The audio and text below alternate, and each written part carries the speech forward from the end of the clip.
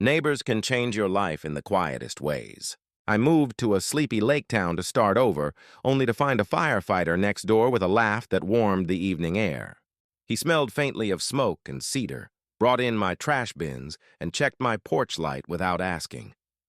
I didn't expect him to become my first love, but some stories begin with a knock, a siren, and the soft thump of a neighbor's boots outside. Before we dive in, tap subscribe and share this story with a friend, and leave your favorite neighbor memory. When I first saw Adam, my new neighbor, I had a dusty box in my arms labeled books, heavy, as if the warning would make my back any braver. His pickup had the station's decal on the bumper, and he leaned against the tailgate in a faded department t-shirt, sipping something from a silver tumbler. It was June. Geese were drafting across the lake. The air smelled like cut grass and charcoal, and the sun laid out a warm path from his driveway to mine. "Need a hand?" he called, already halfway across the strip of lawn between our houses. I told him I was fine, which was my default answer in most settings. But the box betrayed me, bucking down like a mule, and I felt my knees stagger. He stepped into my orbit, caught the box with one easy palm, and tilted it back against his thigh as if it weighed nothing at all. "Adam," he said, offering me a free hand. He had a callous ridge under the first knuckles, the kind that calms a person when they shake you. "Welcome to the neighborhood."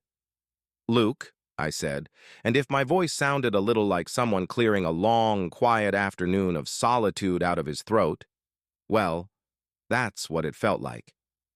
"Thanks. Sorry, I haven't figured out the balance between stubborn and sensible yet." "Sensible's underrated," he said, eyes laughing in a way that made me think he laughed with his whole face when he really let go. "You new? Or new for a couple weeks and now you're brave enough to try the heavy box solo?" New, I said. "Drove in yesterday." "Longer story than this box can carry?" He didn't ask for the story. He carried the box inside and set it down like he'd set down a sleeping child. He glanced around at the sprawl of my new life, the thrifted lamp with the dent in the shade, the old gray sofa that had seen better days, the stack of frames leaning against the wall like shy guests. "I'm on shift tomorrow," he said, nodding his head toward the firehouse down Maple a mile or so. "If you need one of those weird tools you don't think you'll need until you do, like a stud finder or a ladder taller than common sense, just knock today." "I have common sense," I said. He grinned. "We'll see. This is the part where I tell you I'd come to this lake town with a plan to keep my life quiet and simple.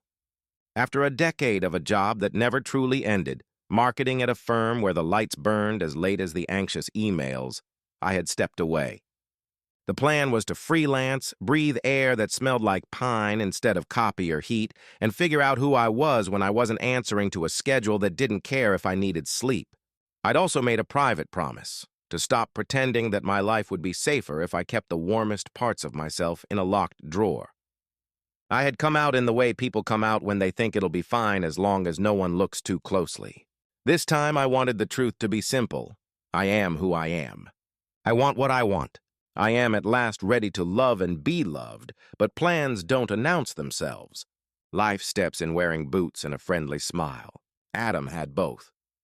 That evening, as I stood on my little front stoop trying to rewire a light fixture that crackled like it had opinions, he strolled up with a toolbox that had seen things. "I could hear that fixture arguing with you," he said. "Mind if I listen in?" I told him to come on up, and for the next hour we traded stories. The kind you share with a neighbor, not a stranger. He had grown up 2 towns over. He'd been a firefighter since his early 20s. He loved the lake in the early morning, when the mist lifted with the grace of someone rising from prayer. He had a dog at the station, not officially, but collectively loved and spoiled, named Moose. When I told him I wrote for a living, turning small businesses' messy tales into something folks could understand, he asked if I liked it.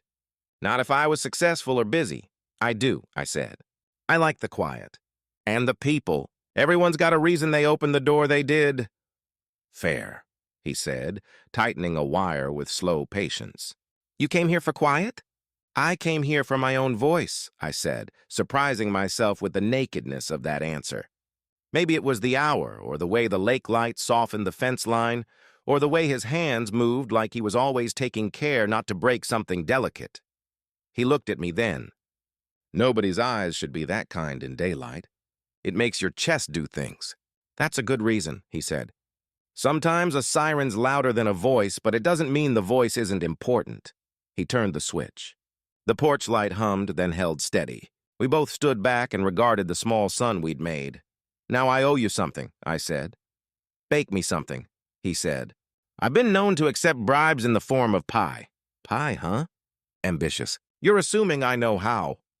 I'm assuming you're a fast learner, he said, and he tipped 2 fingers to his forehead like a low, friendly salute and headed back across the lawn. I baked him a pie the next day. The crust was uneven. The filling was too sweet. But the kitchen smelled like cinnamon and promise, and when I carried it next door, he accepted it like a miracle. You're dangerous, he said around a forkful on his front steps, sunlight across his knees. You might cause a distraction at the station. Do firefighters get distracted? We're human. We love pancake breakfast so much we invented them for fundraising just to justify the second helping. He wasn't wrong.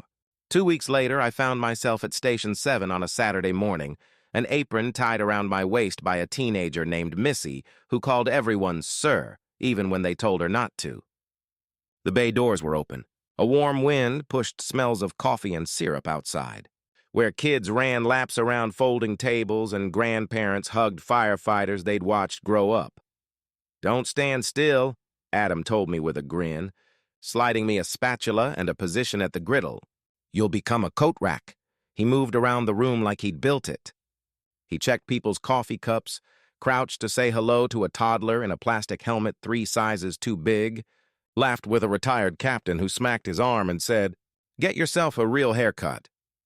He winked at me from across the room when someone asked if the pancakes were gluten-free, and I shot him a look that said, "There are limits to my power." We worked shoulder to shoulder long enough for the rhythm to take over, and the small talk got bigger. He told me about a kitchen fire last January, a space heater in a corner, a cat that stuck to his neck like a scarf on the way out.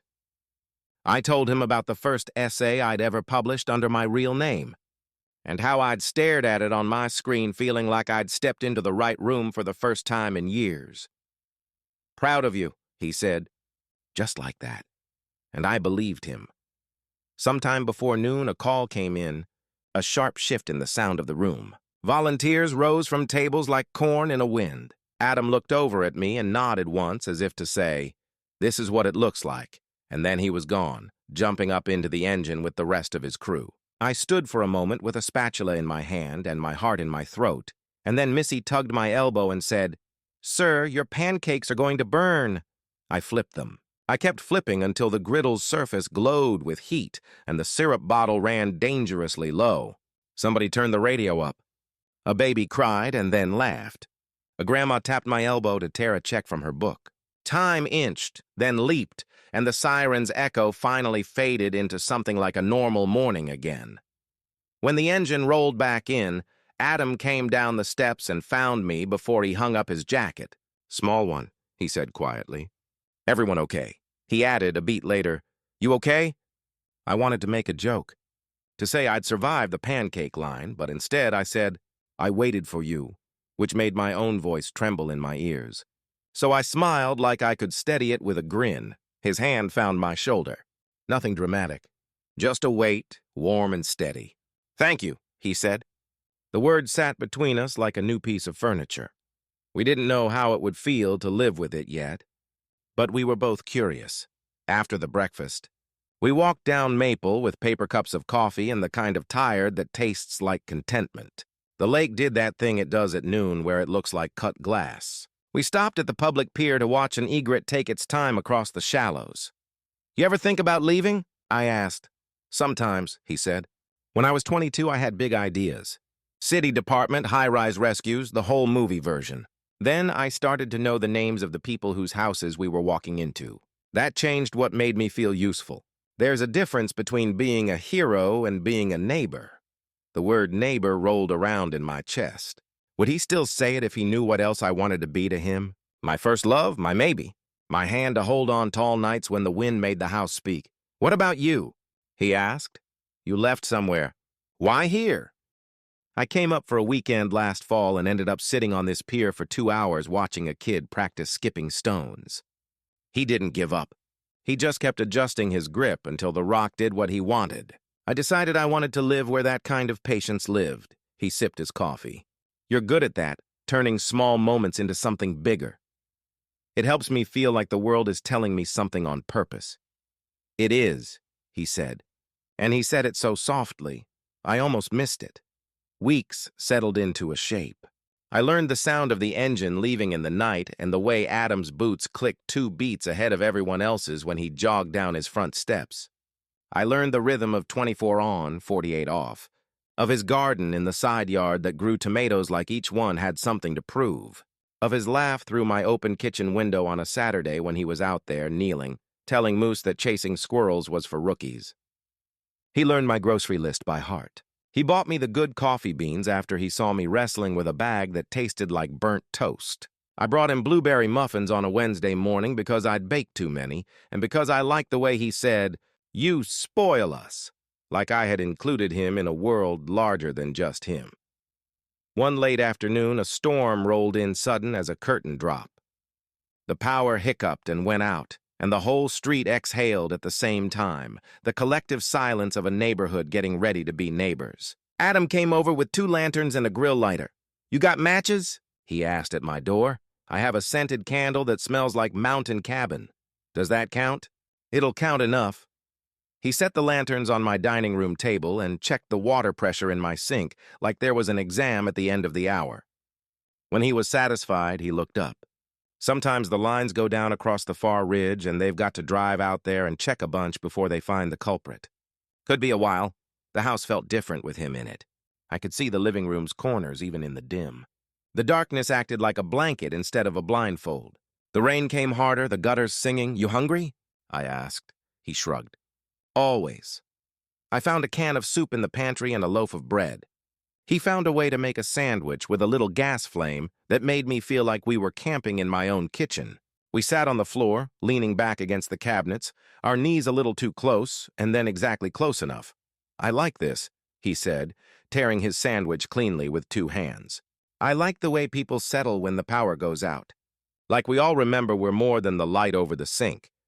I studied his profile, the way the lantern cradled the bridge of his nose. His hair was the kind that always looks like it just came back from wind, even in still rooms. He caught me looking and smiled that patient smile again. The one he saved for quiet rooms and small truths.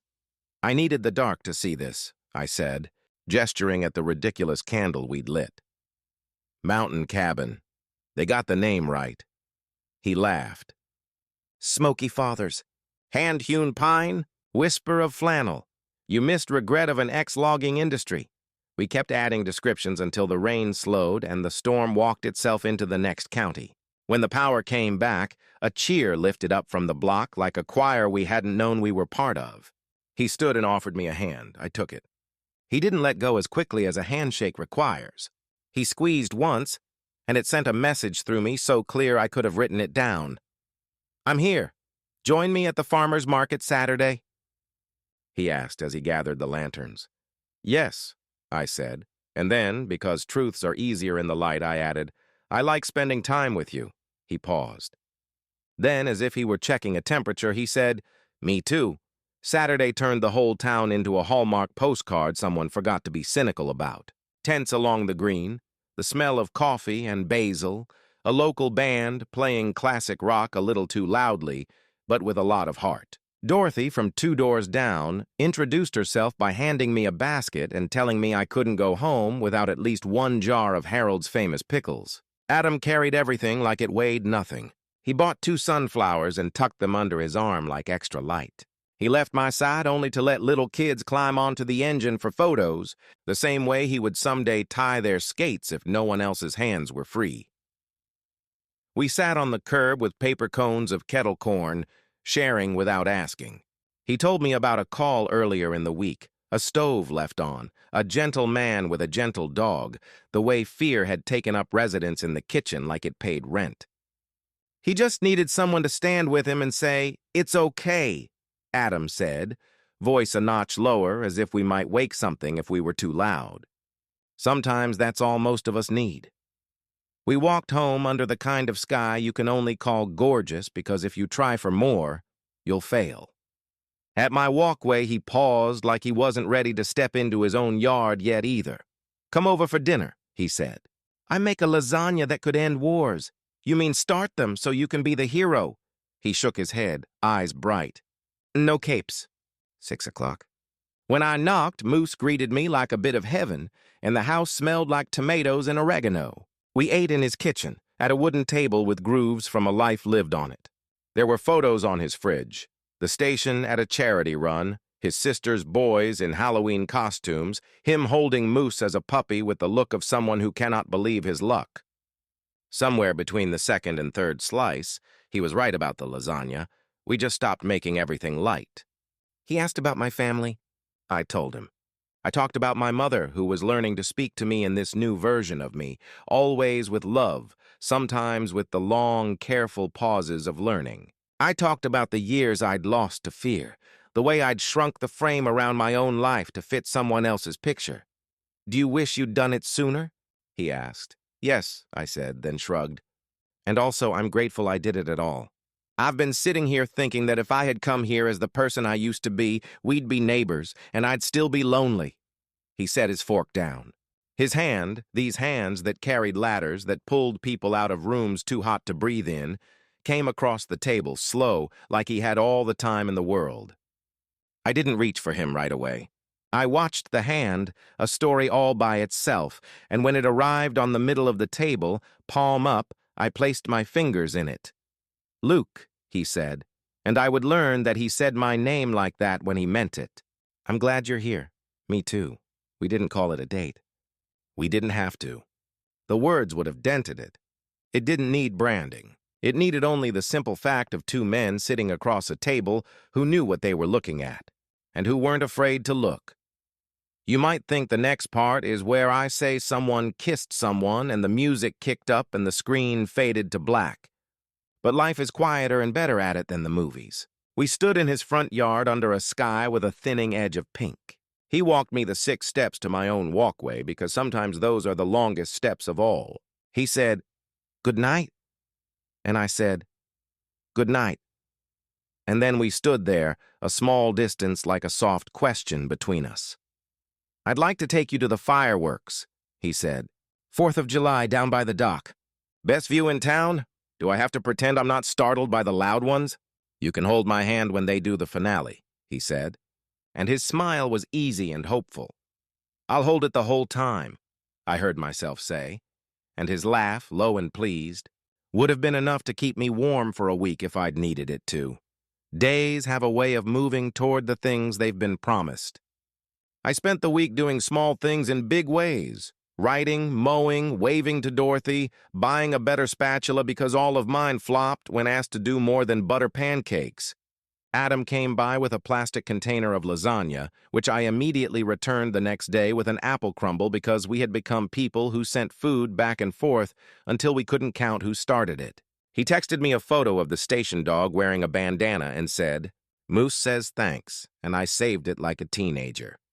On the 4th, I made potato salad like my mother's, with too much mustard and not enough patience, and carried it down to the dock where the whole town seemed to be negotiating blankets and lawn chairs and a running perimeter of kids playing tag. The lake held more boats than seemed possible. Lanterns bobbed on the water like stars that had decided to visit. Adam found me before I found him. He had a plaid blanket and a cooler and a t-shirt that had seen 1,000 washes, and when his fingers brushed mine, they lingered like there was a sentence the touch could say that words might ruin. He spread the blanket on the dock the way you do when you know the wind is not your enemy. We sat, our shoulders a careful inch apart, that shrank as the evening took the day's heat with it. "I always feel like a kid," he said, opening the cooler with the ceremony of a magician. Unreasonably excited, a tiny bit scared, and very invested in snacks.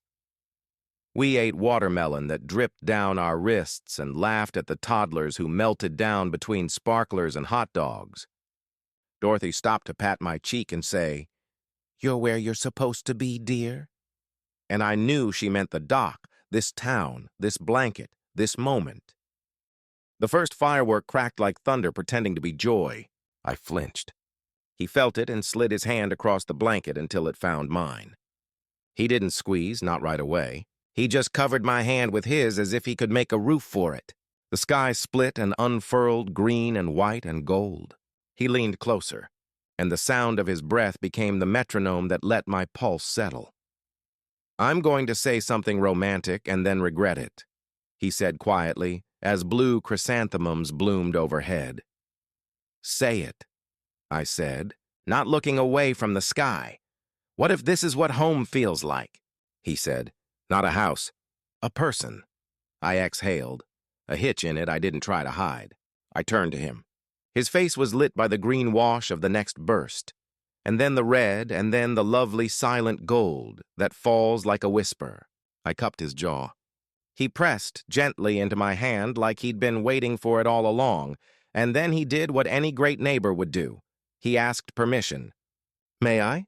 "Yes," I said, and the word had so little weight it flew. His lips were soft. He tasted like watermelon and a promise he wouldn't break. It wasn't dramatic. It wasn't a victory.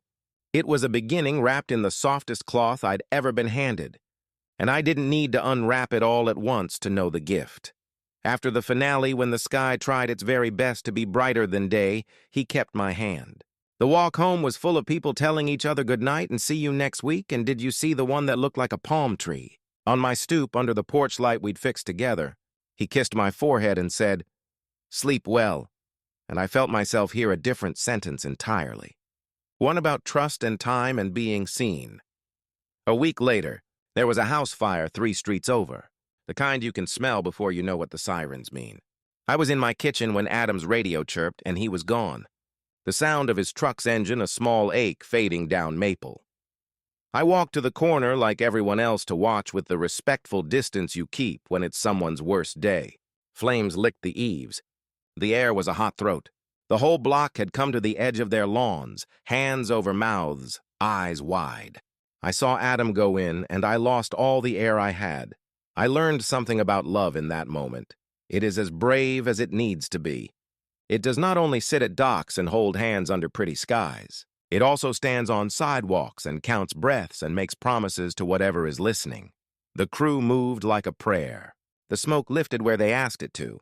A mother stood in the yard with a baby against her shoulder, and I watched a firefighter, my firefighter, hand her the diaper bag and check that her keys were in her pocket. Then they were rolling up hose and pulling sheets of ash from the grass, and Adam was there again in the daylight, unburned but marked with the gray fingerprint of the fire's hands on his gear. He saw me. He came to me. He said, "I'm okay," before I could ask. And because he knew the order of the words that would steady me best, he added, "They're okay." I put my hand on his chest, and it felt like I was checking that a drummer still had a beat. He covered my hand with his, trapping the quickness against bone. "You smell like every story I ever wanted to tell," I said before my filter returned. He laughed, then sobered. "I can't promise I'll always come home without a scratch," he said. "I know," I said. "I think I came here to learn how to love that truth." We didn't say "I love you" then, because some truths prefer to knock softly first. But when I brought him lemonade that night and we sat on my porch, our knees touching like elbows at a dinner table, I watched the way he slid the glass across the wood to where my hand waited, and I thought, this is what it means to be held even when nobody's holding you. The town did what towns do after a scare. It made casseroles. It cleaned. It told the story of the fire in a dozen ways, all of them kind. At the grocery store, a woman I only knew from the register reached across the belt and squeezed my fingers. "He's a good one," she said. "I know," I said, and she nodded like someone who had known something a long time and was letting me join the club. When you love a firefighter, you learn the geography of waiting. You learn that silence isn't an empty room. It's a space full of the furniture you built together, the porch light you fixed, the coffee mugs that know the temperature you like, the shoes by the door, the dog hair that floats in the sunbeam like a tiny galaxy. The waiting carries the shape of the person you're waiting for, and that shape is a comfort, not a void. We started saying we without noticing it. We brought tomatoes to Dorothy. We took a Saturday drive to the orchard, windows down, talking about the kind of houseplants we could actually keep alive. We walked to the bookshop on the square and bought the same book because neither of us wanted to wait for the other to finish before we could talk about it. One evening, when the heat broke in a sudden apology, he grilled on his back deck, and we ate on the steps because the table was covered in new varnish and we were impatient. He rested his head on my shoulder and said, "There's something I haven't said." "Say it," I asked. Glad he trusted me enough to bring whatever it was into the light. "I want this to be more than the sweet part at the beginning," he said. "I don't want to pretend it's casual so nobody else gets nervous. I don't want to hide it." "Me neither," I said. "I think I spent too long letting fear make my choices, and it never paid any rent." He chuckled, then grew serious. "Luke," he said, and the way he said my name was a soft oath. "I like taking care of people. It's how I'm built. But I also like being taken care of. I'm not great at asking. I'm not great at believing I deserve it," I answered. "We can practice." He lifted his head, his eyes shining with the humor and gravity of a man who has carried children out of smoke and also cried at commercials. "Okay," he said. Practice. We did. We practiced in small ways. He let me pack him lunches that weren't just protein bars and good intentions. I let him show me how to fix the leaky seal on my back door, even though I could have YouTubed it just fine. He texted me that he was safe after calls even when I didn't ask him to. I told him when I was missing him instead of waiting for that feeling to apologize for itself. I used to think first love only belonged to teenagers, that it was a frantic, rushed thing full of promises nobody knew how to keep. But this first love at 40, when you've learned what happens to your heart when you ignore it, was slower, deeper. It had room. It had chairs you could pull up for friends. It had enough light for a garden. It stretched without breaking. It stayed. There was a day in late August when the sky went the color of a bruise, and the wind had the strange, damp chill of change. The county called a storm watch. The station set out cots and filled coolers. The power company sent a warning text. The storm walked up the lake like a giant testing the planks of an old pier, and we got ready the way we always did, with lanterns and checklists and a quiet agreement that if the power stayed off long enough, we'd gather at the firehouse and make a small town out of it, until we didn't have to. I bent over my living room, trunk to pack blankets and phone, chargers, and the book I'd been saving the last few chapters of for a night when I needed to be held by a story. Adam knocked and came in without waiting because that's what you earn when you've stood on a dock under fireworks with someone and let them hold your hand through the loud parts. "You coming after shift?" I asked. "If the roads aren't too bad," he said. "I'll be at the house until they call us in." He stepped close. "I want you at the station if we lose power more than a couple hours. They've got the generator. It's easier to keep track of each other there." "You say each other like we're a couple," I said, smiling to take any sting out of the observation. He looked at me from a place so open it made my knees a little weak. "We are," he said. "Aren't we?" "Yes," I said. "We are." He kissed me once, a little longer than the doorstep ones, the kind of kiss that says I see nearly everything you are and I am not afraid of any of it. We threw our bags in his truck as the first heavy drops fell, and the day slipped into the long, careful night that only a storm knows how to make.